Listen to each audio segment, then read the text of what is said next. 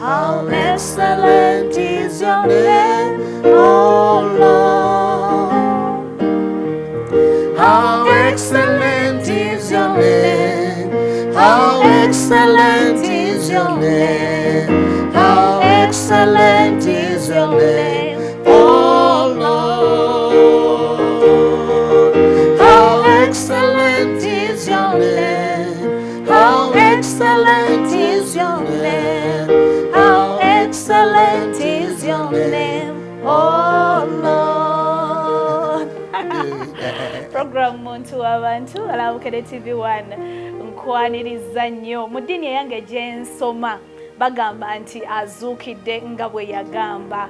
Mukama yeebale okuba nti azuukidde, naye ekibuuzo kiri kimu, ozuukidde naye oba gw'osigaddeyo eri emagombe?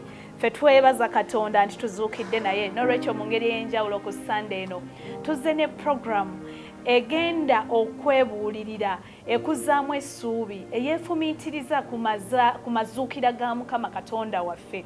Era mu ngeri ey'enjawulo tuzze n'omusumba. Ffe batugamba nti omuntu yenna ajja okuŋŋaana mu nnyumba ya Mukama, naye other than okuŋŋaana n'okusaba ng'aweerereza mu kuyimba afunamu emirundi emeka? 2. Kati omusumba gwendeese ng'oggyeko okuba nti muweereza wa Mukama mu layini y'okubuulira, ate era muweereza ng'ayita mu nnyimba. Manyi nti bwe njogera omusumba Twina Herbert teri atamumanyi. Neesiimye okusisinka omusumba.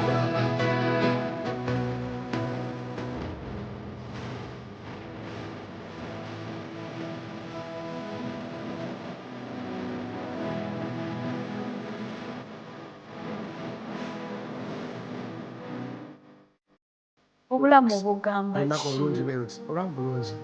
Yesu atwagadde. Atwagadde era azuukidde. Abakkiriza leero bagambye ekijoojoyise. Owaaye Mukama tuli mu kujaguza. Omusajja ono bakusigala mu ntaana. Tetwandibadde na buwanguzi bwe tulina leero. Ffe ng'Abakristaayo tukkiriza okufa kyali kyamagero kinene kuba yafiira ebibi byaffe, naye obuwanguzi ate buli mu kuzuukira kwe. Kituufu. Kubanga bakusigalayo teyalibadde na njawulo n'omuntu wa bulijjo. Naye yandibadde muntu wa bulijjo. Nekimwawula ku balala nti bwe yafa yazuukira. Bwe nali nkyali sayidi eyo ey'Abakristaayo tulina kayimba ke twayimbanga, Celebrate Jesus, celebrate. Celebrate Jesus, celebrate. Ng'atuuka kali akayimba, He is risen, He is risen, and He lives forevermore. He is risen, He is risen, and He lives forevermore. Come on and celebrate. Come on. The resurrection of the Lord. Muchache n'owulira nga really moyaka. Musumba, bwe tukwogerako omusumba Twina Herbert, baani abamuzaala avaawa? Kati ndi wa mukisa banange nnyumize olugero lwange, naye ndi wa mukisa nti leero ku mazuukira ga Kristo ate ompadde omukisa okunyumya ate nange binkwatako. Omanyi olwaliwo bwedda twogera ku Kristo yeka, Kristo yeka. Naye ono Twina Herbert ye Twina Masiko, kitange Mukiga Mwami Kajwalire Reuben, maama Naalongo Peace Kajwalire, ali Mitooma Bitereko, muzeeyi wange Mukiga w'e Kabaale, maama Mukiga w'e Rugungiri naye nga nakulira nazaalibwa tuli Mitooma naye ate Kampala naginyira 98. Ng'olwo oli myaka emeka? 12. 98 mbala bulungi. Nawezezza emyaka 4. Naye Mukama mulungi. Mukama mulungi okulira ddala bulungi. Desemba oguwedde naweza 4. Ekitiibwa kiddire Katonda. Ekikujja Emitooma okujja e Kampala kwali kusoma kola ki? Kwali kusoma. Now taata nze actually nazaalibwa Soroti. My dad was working in Soroti Flying School. Then omulimu ne gumugwako mu 99 nali mu P4. N'alyoka atuzza mu kyalo Emitooma. Kati ye n'ayingira ekibuga okuyiiya obulamu. Kati yalina system kuba tuli baana bangi, tuli baana 9, ndi wa kusatu baana 9. Kati kati yalina system nga buli amala P7 emitoma because then kati ebintu bikyuse amasomero gayo malungi kati n'emyaka egyo emyaka 3 emabega amasomero ge waffe gaali mabi nnyo kati muzeeyi nga yalina enkola nga buli amala P7 amuleetako mu kibuga secondary actually buli amalanga P7 nga secondary ajani gata ne muzeeyi okufuna ku better education so mala P7 1997 1998 nzija Kampala nga zija mu senior 1 ebwentyo bwenyingira ekibuga Kampala kuva lwe nakiyingira mpaka kati toddangayo nazijukira there is a time ndazalinga mu senior 3 muzeeyi wange nangamba nzire mu kyalo for Christmas naye ku luno teyandagira yansaba wali agadde kudda mu kyalo neŋŋamba nedda nalyoka temu okulagira naga kati no bw'otagenda sikuwa sente za Christmas nemugamba it is okay because ekyalo kyatunyiga nnyo bwe nabeera mu kyalo muzeeyi nangamba it's okay if bw'oba togenda mu kyalo sigenda kuwa sente za Christmas enjala yanuma on the 25th nali maze ennaku 2 kubanga yagenda nga 23 ye yabalekawo nabeeranga naifeka watu kati yakuleka mu nyumba yandeka mu nyumba ngatakuwadde sente kubanga nali nganya ogenda mu kyalo naganda ogenda for Christmas kubanga ekyalo twabonaabonerayo nnyo kiki oyita okubonaabona mu kyalo because nali sikulidde eyo remember bakuzaalirwa Sorority and my dad was one of the accountants in Sorority Flying School akasente kaliwo ne bamuretrenchinga ekigambo ekyo kyantama kuba nakiwulira kyatulabye ennaku retrenchment balungiyo okugoba ekigambo kitegeeza kutema ku mulimu naye kigaba bakisiza akazigo ne batugamba your dad was retrenched naye omulimu gwaggwawo mu 94 kati ne tudda mu kyalo omuntu amanyidde obulamu obulungi daddy nga alina sente life was good actually batunyumiza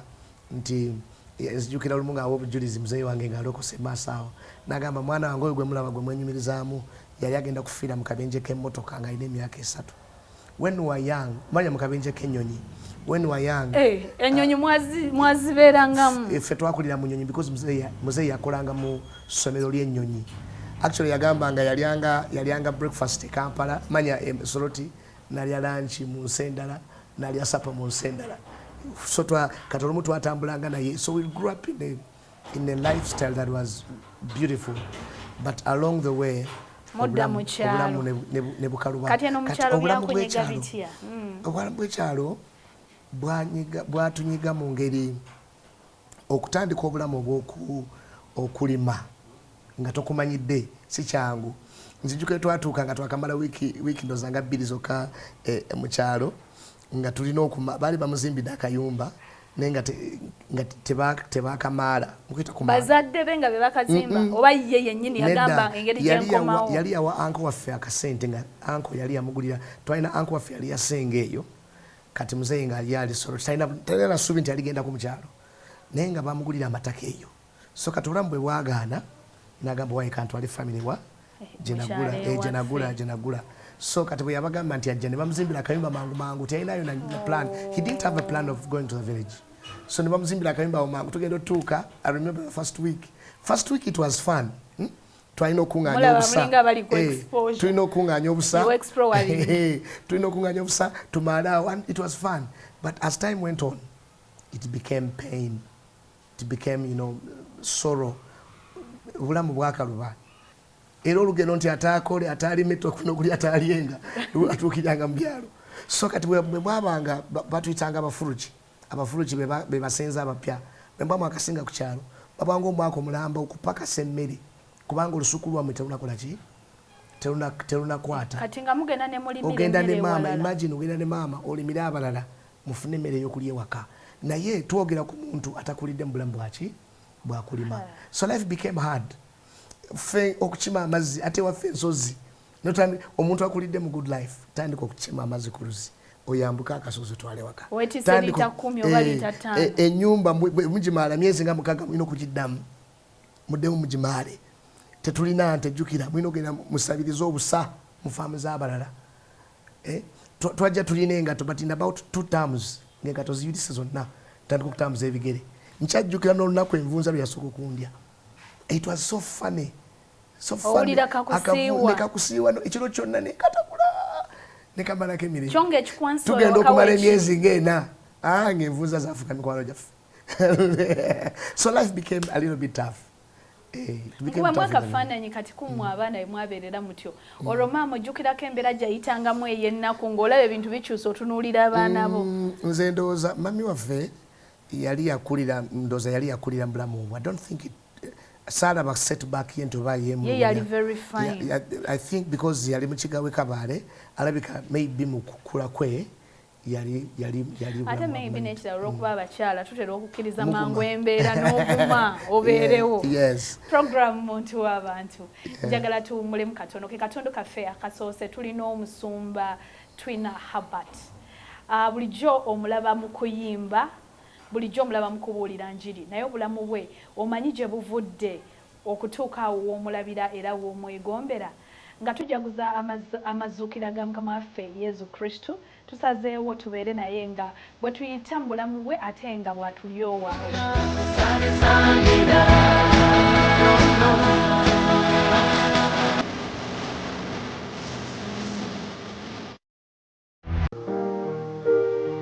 Twatandika babiri ne mukwano gwange nga yampa amaanyi kwe kutuuka eno. Twatandika babiri titi ne mukwano gwange nga yampa amagezi munnange kwe kutuuka eno. Naye nawulidde wanyize omwoyo wanyize bw'ate ogenda kusaba tondekawawo munnange tonta mwoyo wa Mukama tonta magezi gange tonta mwoyo wa Mukama tonta wegayiri tonta mwoyo wa Mukama tonta. Naye nga byaddala mwoyo asobola otunyiigira n'atuvaako n'atuta. Yes, because we believe in the Trinity, and the Trinity is the three persons that make God. We believe in Katonda omu mu busatu. Bwe tuba tunyonnyola obusatu tugamba nti Katonda muntu. The three persons, the person of the Son, of God the Father, and of God the Spirit. Kakati, if he is a person, kitegeeza naye asobola okunyiiga. Anyiiga asanyuka. Osobola okusanyusa Katonda n'akukolera ebirungi. Bw'omunyiiza osobola okumunyiiza. Dawudi kyeyava yasaba nti tongobaako omwoyo wo, tonzijangako omwoyo wo, ayi Mukama. Kitegeeza ne mu ssala zaffe ze tulina okusaba ennyo. Twandibadde tusaba Mukama obutatugyako omwoyo we. Okikkiriza nti Katonda asobola okusanyukira? Osobola okusanyusa Katonda? Bw'aba asanyuka ekitegeeza nti n'okunyiiganyiiga. It's in the scripture. Made manyi obusaasizi bwe bwalubeerera nti. Okusaasira Bayibuli egamba nti he is slow to anger, alwawo okunyiiga, but quick to forgive, naye okusonyiwa. Tekitegeeza nti tanyiiga. Alwawo okunyiiga naye atayangu okusaasira. Okusaasira kwe kubeerera emirembe n'emirembe. Naye bw'oba tomusabye kusaasira, then togenda kufuna. Program muntu w'abantu tuli mu katondo kaffe akookubiri. Tusinzidde wano e Kawempe. Ew'omusumba Twina Herbert. Kakati mu katondo kaffe akasoose anti olwo tuddayo ku bulamu bwaffe. Obadde onyumiza ekyalo nti omwaka gugenda okuggwako myezi 6 ng'envunza mikwano gyammwe okumala obusa mwabimanyiira okukima amazzi. Yes, it became a lifestyle. Lwakuba twatuka ntugimanyiira when you know twatuka embeera ntugimanyiira in a way because yagalagaana kastomanya nti kati wano this is nokkiriza nova mu dinayo engeri gyo surviving. Okay. And we managed. Finally namwe ne raising olusuku lwammwe. Ne raising olusuku lwaffe ne tuzijjukira mu P7 nayitandise n'okuzimba akayumba kange. Nga muzeeyi yakuwa ekibanja. P7 abantu b'ekyalo we mature quickly. That is why abaana mu kyalo bazaala mangu, abasajja bakula mangu. Sanga musajja nga myaka 2 alina abaana 4 kubanga ku myaka ze navayo ne myaka 12 ne Bugambi nayitandise ku nju yange. Osajja kula mangu lw'ebizibu.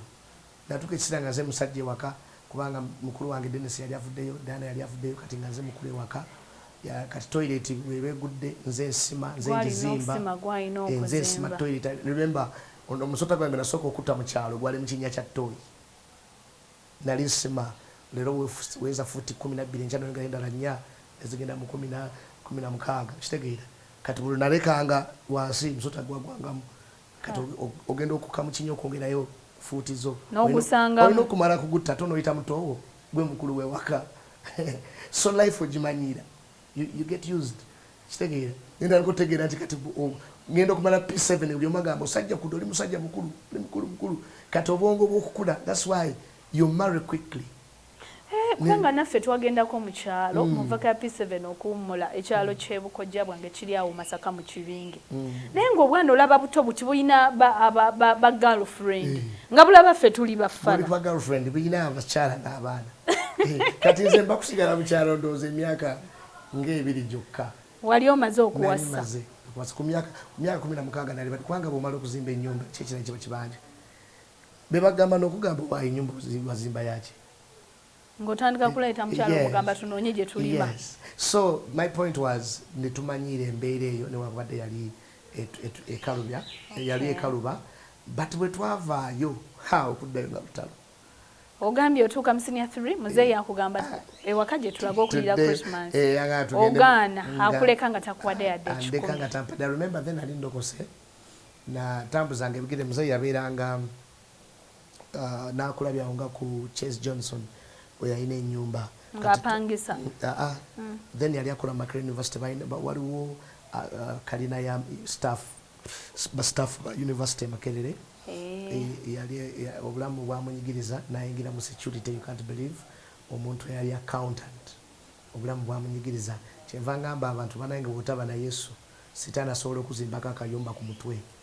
Naye kati musumba okimanyi kati sitaani yayingiriramu ati awo ku mulimu ate omusalako gwe kati kankubuuze juzi nalinnya si juzi sometime back nalinnya wa boda nga tamanyi Luganda ng'ayogera Oluzungu ne mubuuza Oluzungu ng'olina lungi nagamba ssebo alina degree. Tuli mulembe ng'aba degree bavuga boda tetugamba nti omulimu gwa boda mubi naye olina class gy'olaba ne income you can calculate nomanya nti omuvuza boda ayingiza bweziti ne risk z'okuluguudo emyaka gye wamala noyita mu secondary noyita mu university okukola boda kitegeera. So kati okujjako nga omulabe yakuzimbako akayumba degree yo lwaki ogituika ku boda something is not right. Tusabira abantu olina kubyalaga nti nasoma naye maze emyaka 2 emirimu gibuze olinayo wakiro gw'obwa poota nzije mpote ku kizimbe kyamu nenga alina degree ndoze tembiraba mwene nedda tubiraba naye wenkyali a bit confused kati ye mulabe nembeera mu ggwanga because ebintu bingi ebinfluencing Yokaana essula ya 3 Bible gamba nti etandika egamba about sin and so, but it says ekyaleeta Kristo for this purpose the Son of God was manifested that he might destroy the works of the devil. Now, until you understand that the devil is at work here, olina okumanya nti sitaani ali ku nsi ate sitaani akola atya yajja okutta Yokaana 10 yajja okutta okubba n'okuzikiriza. Sitaani ayinza obutakutta naye n'azikiriza emirimu gyo. Ayinza okubbako amagenda go nosanga olina n'abaana naye tozaala. Oli mwana mulungi okimanyi ennaku zino si buli mulungi nti afumbirwa. Tusanga abantu nosanga omuntu ng'alina empisa nogirogana lwaki ono tebamuwasa naye nga sitaani yamuzimbako akayumba. Nze mba mmanyi nti oluusi ebangereka ya Katonda yes enteekateeka ya Katonda weekiri. There is a story in the Bible omuvubuka omwana yali agongobadde abayigiza ne babuuza Mukama ono because biblical history tells abedda balowoozanga nti buli kiba ekikutuukako oba osuubiza Katonda. Kwe kubuuza Yesu nti ono ani yasobya kati awo theology eyo weviirayo Yesu weyagambira nti ono tewali muzadde we yayonoona naye Katonda yakitegeka bwe kityo erinnya lye ligulumizibwe naye si bonna nti oyita mu bulumi kubanga nteekateeka ya Katonda. Abamu sitaani yennyini yatta emirimu gyo yabba amagenda go It is possible for the devil to steal your destiny. Anyway, so when we came to Kampala, life was a little bit hard. I remember how I began struggling for life. For example, senior one nisomera masomero asatu because mzaiti asasula school fees in term 1. But it was, to me, ng'omwana omuto, of course. Omwana omuto ulaba matala, ulaba motoka, ulaba ibintu bitali mu kyalo, you know. Yes. Kati ku Christmas wasiba enjala wainayo wafuna okiri Olemedde ku Christmas omanyi nchebuuze ekintu ekyo osibye enjala ku 24th 23rd 25th was my third day ngasilya kyokka nga Christmas fena tukimanyi it is fun.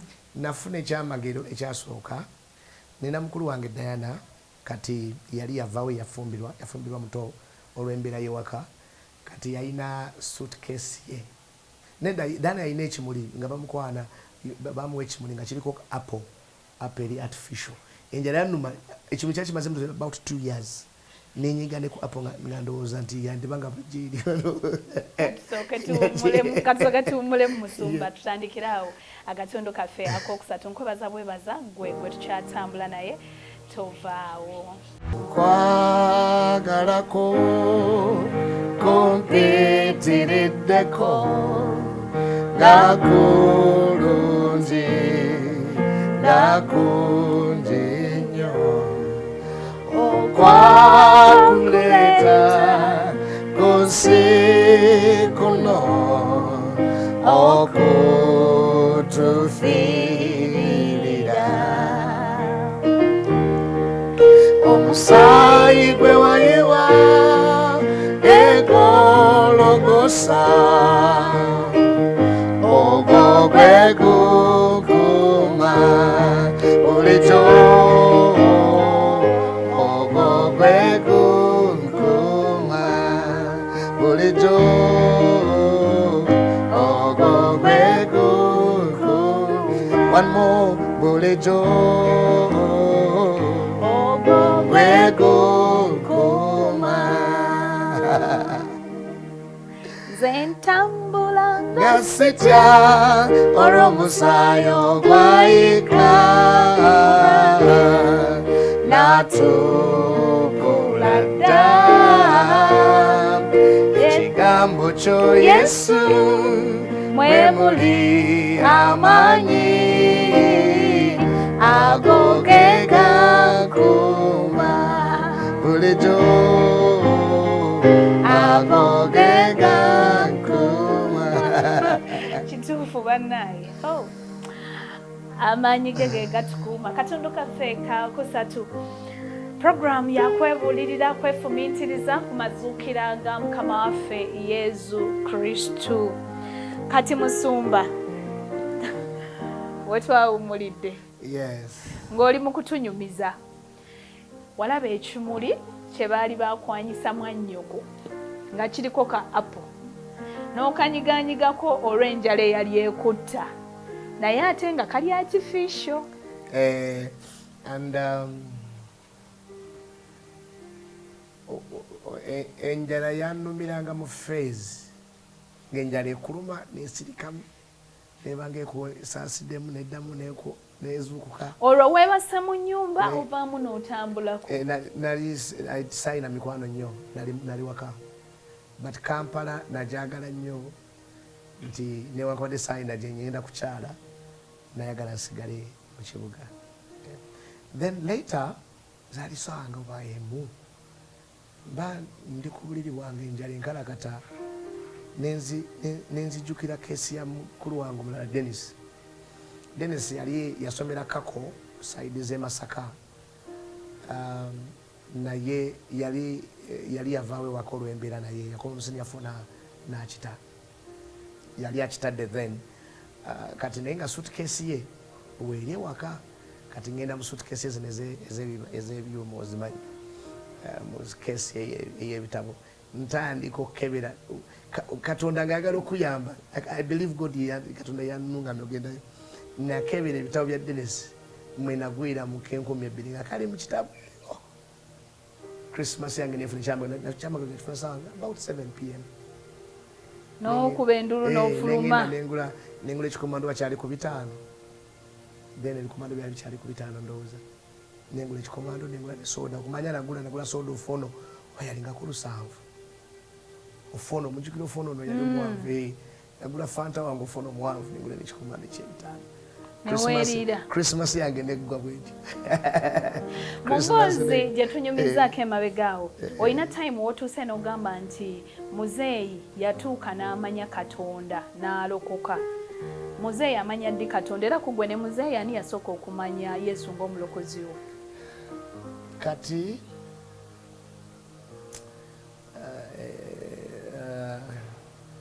eyo story y'obulokozi bwa muzeeyi eri sensitive actually yakandeetera ebizibu ennaku ezo eri a little bit sensitive saali agati gigenda buzibu because erimu amazima agakaawa lumu nali mbulira enjiri nga tubulira enjiri nendeetamu obujulizi kumbe mulimu abatanawona mukwano gwaffe yali mu America nakoleza because family yayamba muzeeyi kyesikunyumiriza muzeeyi yatuuka n'ava ku university e Makerere n'afuna omulimu omulala because yali tamanyidde kukakaalukana na mbeera he was betwayitanga the white collar man abagala white collar jobs tamanyi kukakaalukana yamaliriza omulimu gwa security guvuddemu e Makerere then afuna yalina company bagitanga Kadefu. I remember that company jela running ne koligwe nafa but then bwe yava e Makerere ne batugoba mu nju kubanga mwali temukyali staff kati bwe batugoba mu nju I remember nagenda okuva kusomesa nga ebintu nga biri wabweraawo nadeuzi kusomero after 2 days ebisere nga tewalina masimu nga tetukwata masimu nali mu senior ndowooza nga 3 ne muzeeyi teyalina simu naddayo nakoma okukyalo okubuuza banange basengukiddewa life has been that so kati bwe batugoba mu nnyumba yalina mukwano gwe ndowooza be bakola naye Kabaale eyamusenza wano Makerere MBI ogiraba kati MBI we yatandikira bagita Makerere Institute of Professionals eri awo ku Sapporo MBI naye we yatandikira kati awo musayi bamufunirawo karuumu awo we tatandika okubeera so bwe tutandika okubeera awo I would skip this because yakandeetera obuzibu it's a little bit sensitive naye yayita mu mitawaana omwayingira okusamira omwayingira okusaddaaka ebintu kati one time nali ndokosaawo ndi mu senior I think about senior 3 or senior 4 nenkola esaala because when you're desperate ntera ogamba abantu bw'osanga omuntu ng'ali mu ssabo toyangwa kumusalira musango sooka otegeere kiki ayita mu mbeera ki abamutubula olw'okumanya abamu banoonya kubeerwa they are desperate omukyala bamugambye bw'atazaala agenda kuva mu bufumbo ate ne bamugambye eri waliyo agaba oluzaalo bambi mu kubula tamanyi bw'osanga malaya ku street okwo toyangwa kumusalira musango sooka omutegeere kyenva njagala ekyandiko ekiri mu Yokaana 3:16 17 gyensinga okwagala 16 egamba buli omu agimanyi bw'atyo Katonda bwe yagala ensi eno n'okuwaayo n'awaayo omwana w'omu yekka Kristo ti yenna amukkiriza aleme okubula naye afune obulamu obutagwawo naye olw'17 lulungi nnyo lugamba nti n'omwana wa Katonda Kristo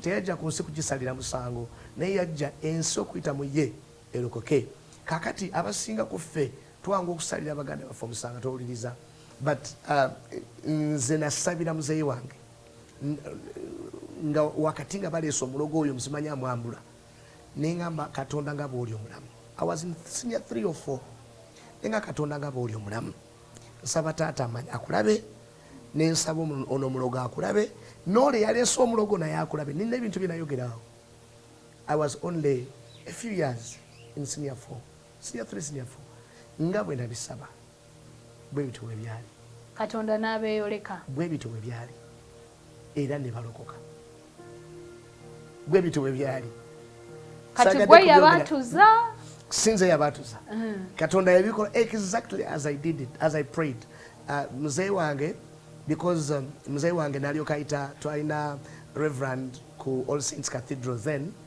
bali bamuyita Reverend Alfred Kwetiisa muzeeyi gwe yayita n'ajjamu ebintu bye yali agize n'akkiriza okutwala Yesu okubeera omulokozi we.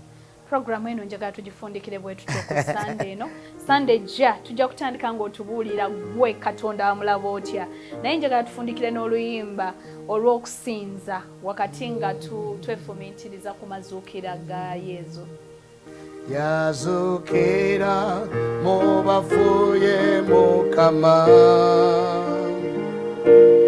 buli lulimi lwatule nti Yesu ye Mukama, ye Mukama,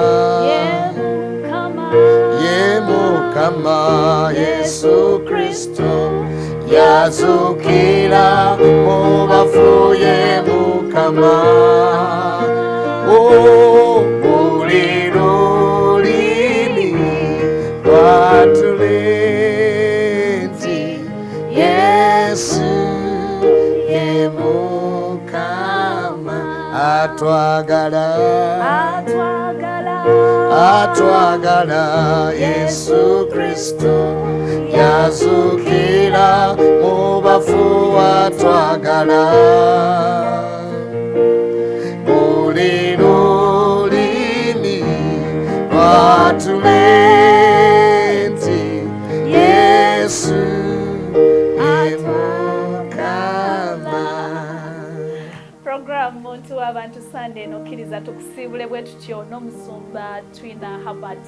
Tujja kuddamu Sunday jja program oba ogisuuliddwa oba ng'ogisinganye mu makati ojja genda ku YouTube oteekemu omusumba Twina Herbert. Omukama Katonda abankuumire mubeere bulungi mweraba.